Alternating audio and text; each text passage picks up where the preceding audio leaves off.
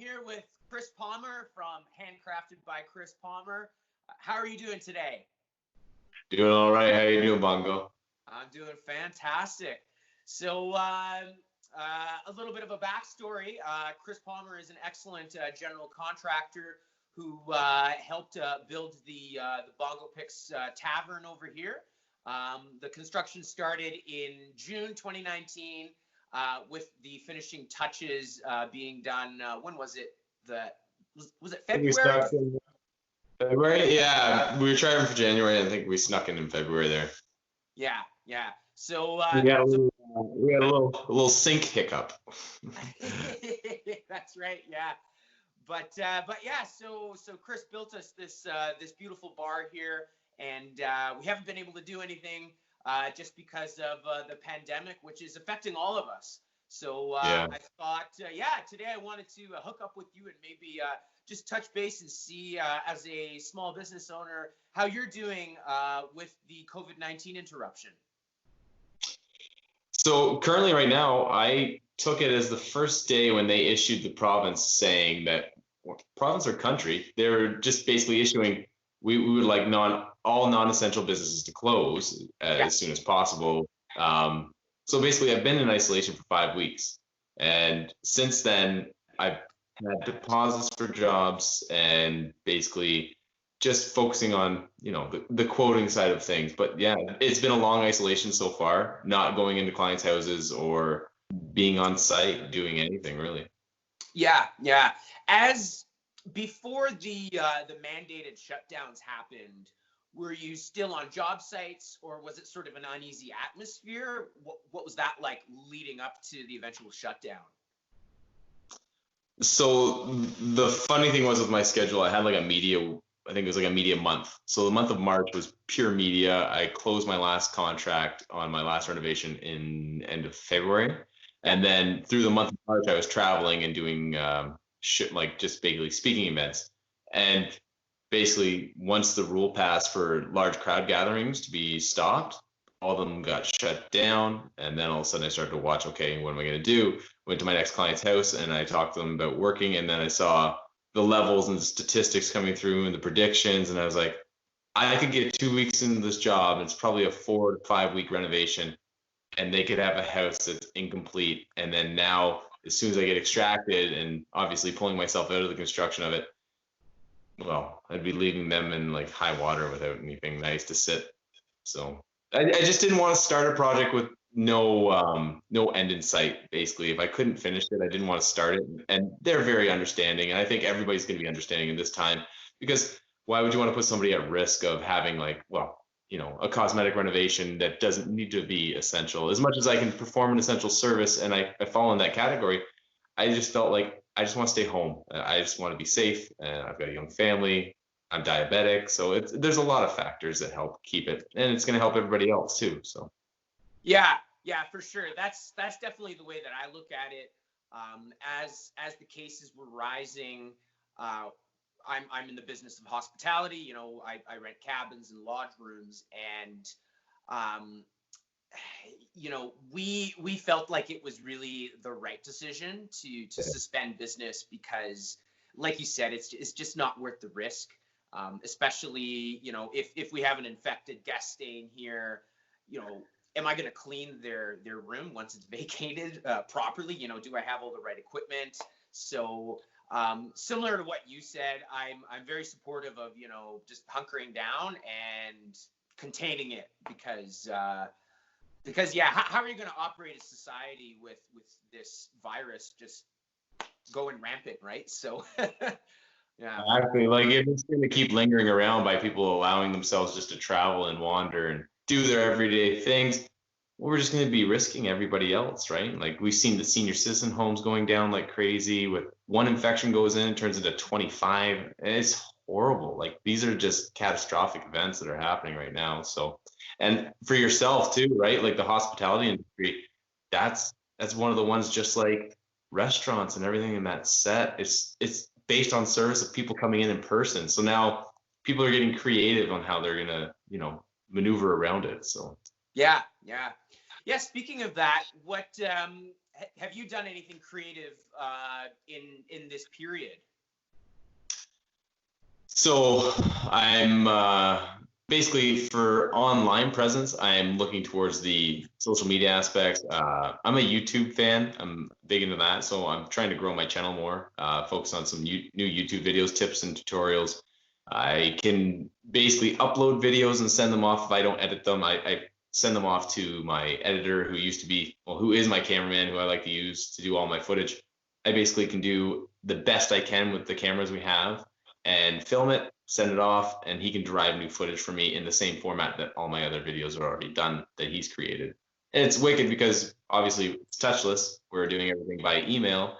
That makes the upload and everything like that work very functionally for me. But on the sense of other projects, well, at home, stuff's getting done periodically. And in the shop, there's a couple jobs that are actually in my shop that are mobile pieces that I can ship out. So those ones are actually okay. So I'm going to send those ones out and I can actually invoice for those without any issue because again, contactless. So it's being shipped out, courier or shipping truck comes, picks them up, delivers them to the client in the warehouse, wherever it's going to go. There's only a few of those that I can do in a year. Most of my jobs are on site now that have gone full bore into the renovation side of things.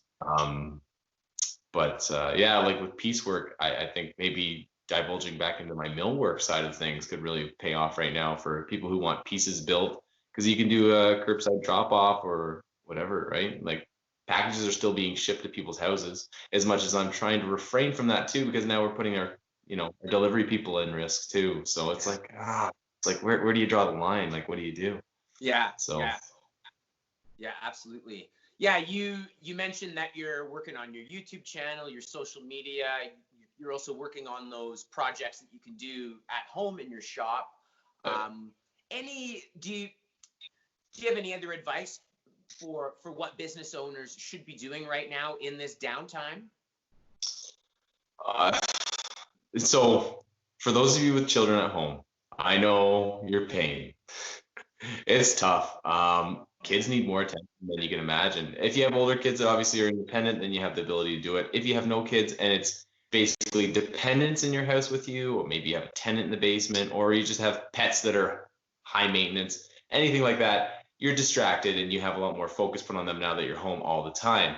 So what I find is number one thing that everybody can try to do is chip away at the organization of the companies and focusing on how to build themselves, like say build their brand, more so just build up the quality of the company or organize something that you just feel has been out of organization. It's just in disarray. And for me, it's about tackling paperwork, quoting, and central organization of my shop. That's my biggest thing right now.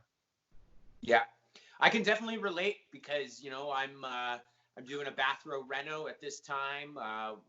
We've updated our website. We're putting a lot more energy into our social media as well. So yeah, if there's any silver lining that I've kind of discovered, it's that yeah, we have more time for like this self-improvement thing happening right now. So that's awesome. And yeah, you were talking about YouTube with you, like when it comes to social media, is your strategy to increase your audience, or is it a revenue stream, or is it a marketing tool? So YouTube for me as a platform started off as trying to give, let's just say, it's my opinion, obviously, apparently. So it's how I see things to be done better or correctly. Now, there's obviously a million ways to paint a wall. There's a million ways to install some trim. There's a million ways to do anything. Like there's going to be more than just the one way. But I want to give you a guide on something that's A, works really well, B, it's proven successful for me, and C, it's tried and true. Like it hasn't let me down. So through my trial and error of learning through the years in business, I try to offer the essential knowledge that I've gained for the average homeowner or for anybody who else is another pro out there who wants to see another tip from another pro, or basically anybody who's just starting out, obviously, right? Mm-hmm, mm-hmm. Yeah, and for business owners that haven't invested a lot of time in social media, do you recommend for those business owners to focus on doing videos, on pictures, or just posting text?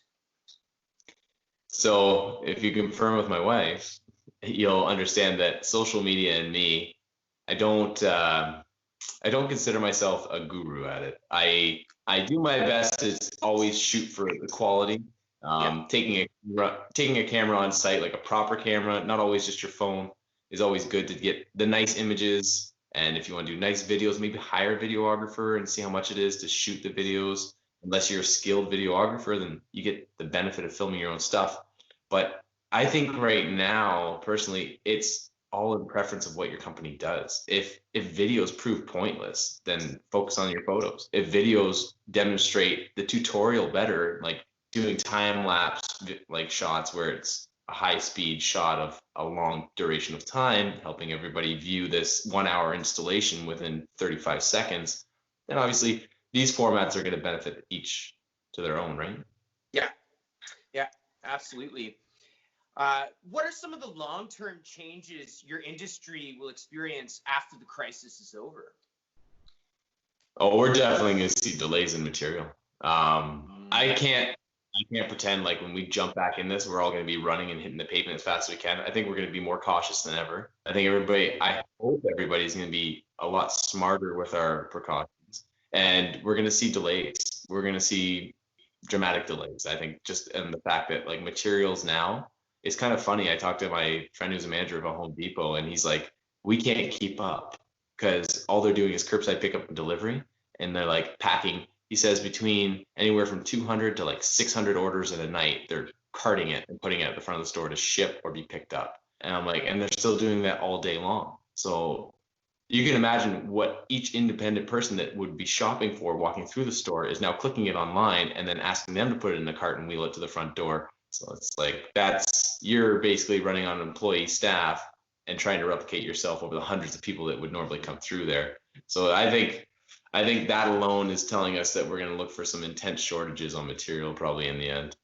Yeah. Oh man, yeah. And earlier you were mentioning that March was supposed to be your media month, and I know all of that changed. Did any of those gigs embrace like the virtual format at all?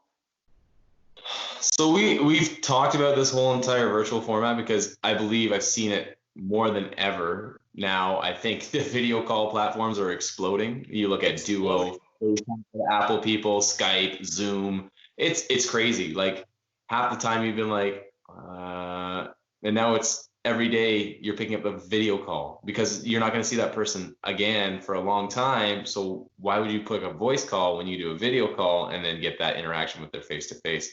So yeah, virtual business is peaking. I think it's becoming huge. So everybody who was internet savvy and already tech savvy with their companies, they're probably doing quite good now because they're just experienced it versus the other people who are divulging into it now for the first time. They're kind of like, oh, I can't get the call right. I think it's kind of funny when you're trying to figure that stuff out. I would like to consider myself somewhat tech savvy, but nowhere near what the calls I've seen people recording with like 6 people on it and all those meetings. I'm like, I'm sure I could learn it, but yeah, not there yet.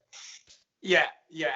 And are there any home shows that embraced it coming up in the summer or anything that they're going to do some sort of online experience for that, or were all the shows just completely canceled? So the shows, on the sense, because the scale of them, I think what they've done is they've tried to put their shows onto their media feeds, so Instagram, Facebook, and what you're getting is like on the home show for Toronto, like the big one, they have little video dialogues each day of like some of their favorite vendors that are in the show. And then I think I was in the Auto Home Show too, and I didn't see anything for them other than just some simple posts. I think if they got into like filming their shows, it'd be cool. But again, now you're telling everybody to set up a booth or do something of that sense, and how many of those vendors can actually do that in their facilities? So it becomes a little bit more difficult. Maybe if they had footage of their old shows, they could replay them and talk about some of the vendors that would have gone forward with it to help advertise and push the business.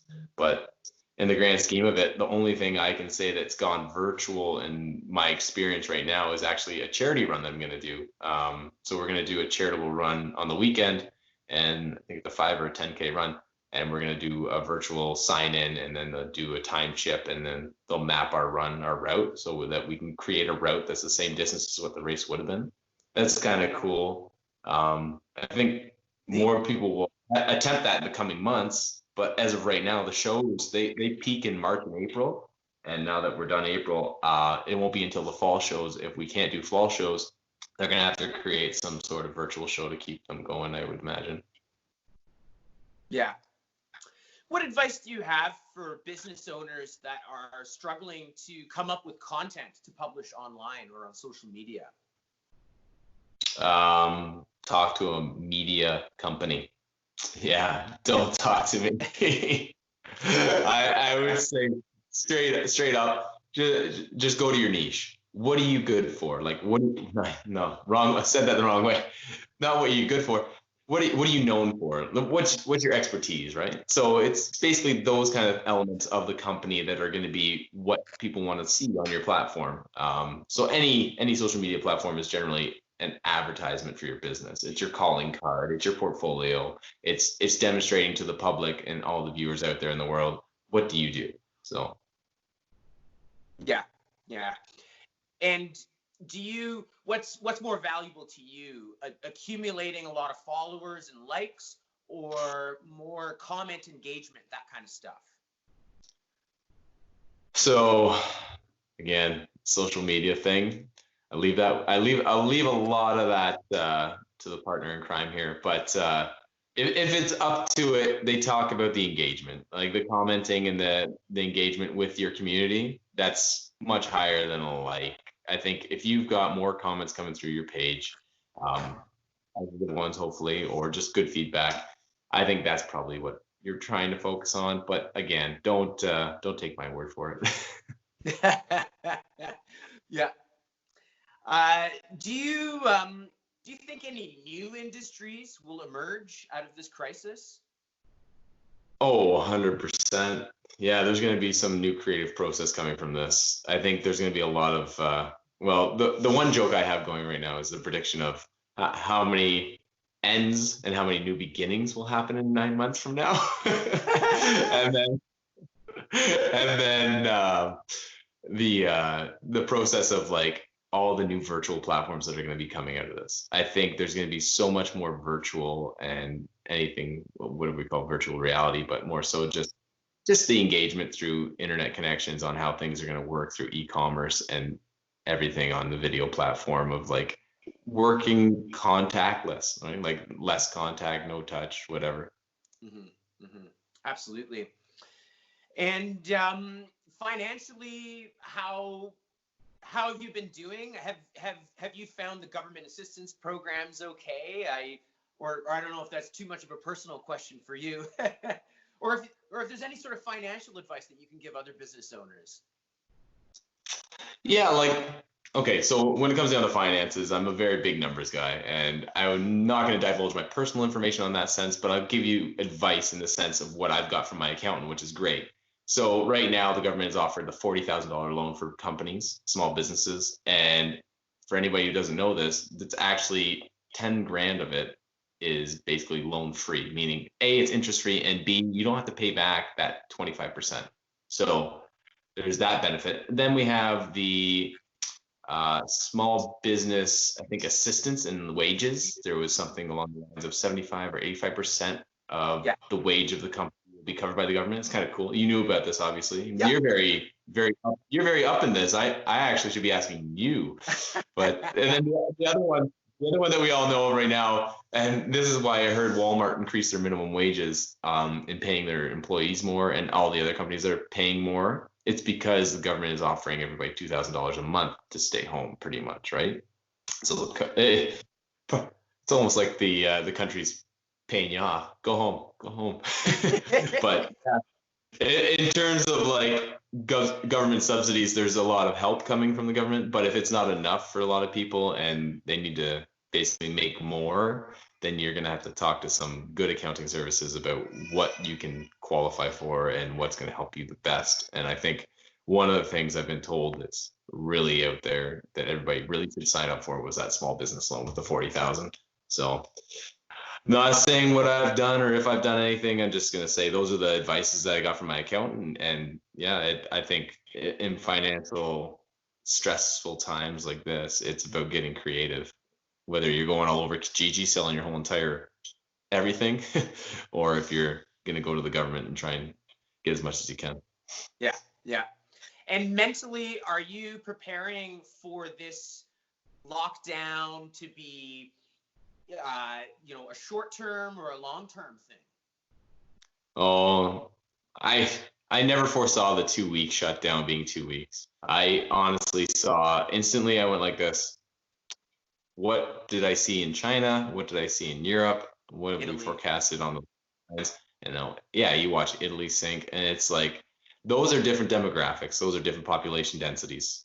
We're Canada, we're sparse, but we have our dense population cities. Now, being out in the countryside, I know it's with when you get hit in a small town, it spreads like wildfire, they say. But right now, we're doing all right, and my prediction, as I digress here, my prediction was just to sit back and expect that my next family gathering would be Christmas.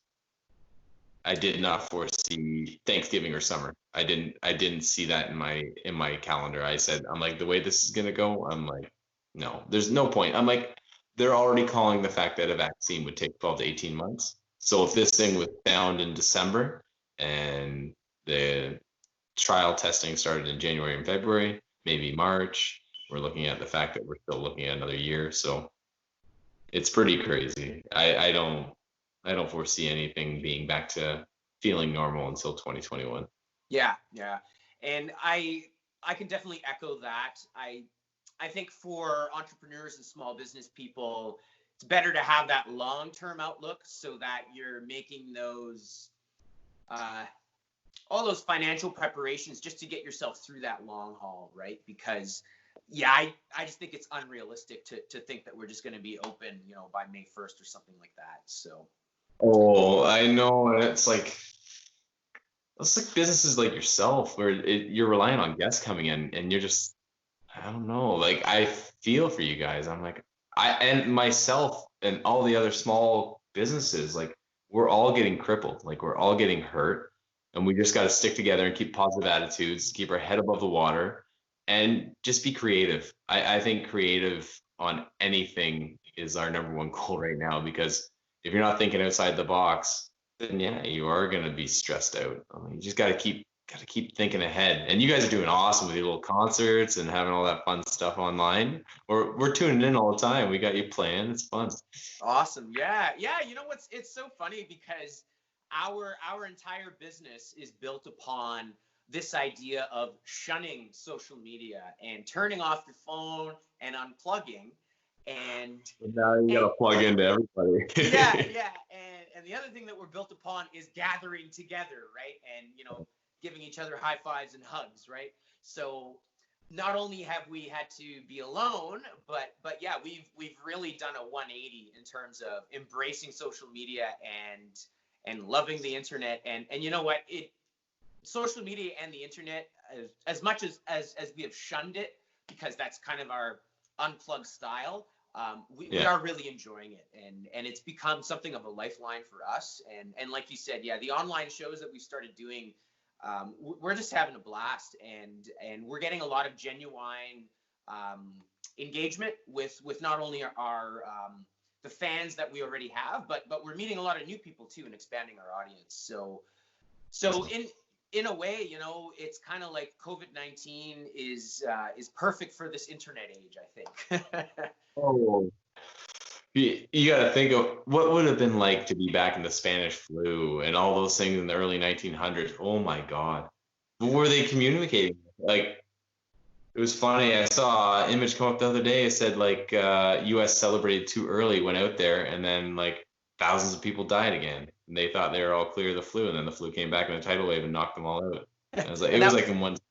You put the post up, and I'm like, don't quote me, but yeah, it was nuts. Like just to see the revelation of like how that happened, and boom. Yeah, and that was 100 years ago, right? Exactly. Yeah. So we're looking 100 years later, we're hitting another pandemic, and it's like, thank God for the internet.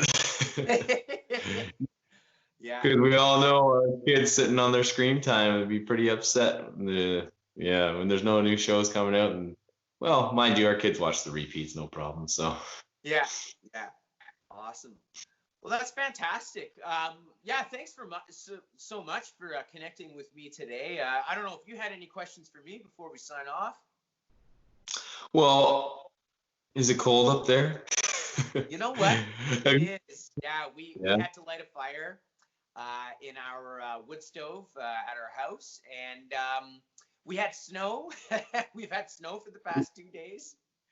Yeah, we've had snow 3 days in a row. I built 2 days of snowman building last week. I'm like, I am so confused by what season it is. I get it though. April does this whirlwind of up and downs, but the wind, I find the wind here has been harsh. To go outside, your face gets burnt. It's crazy. Yeah, yeah, yeah. Stay But warm. It's Canada, right? yeah, yeah, I know we embrace it, right? I love the cold, but yeah, I'm looking forward to a nice spring coming through here.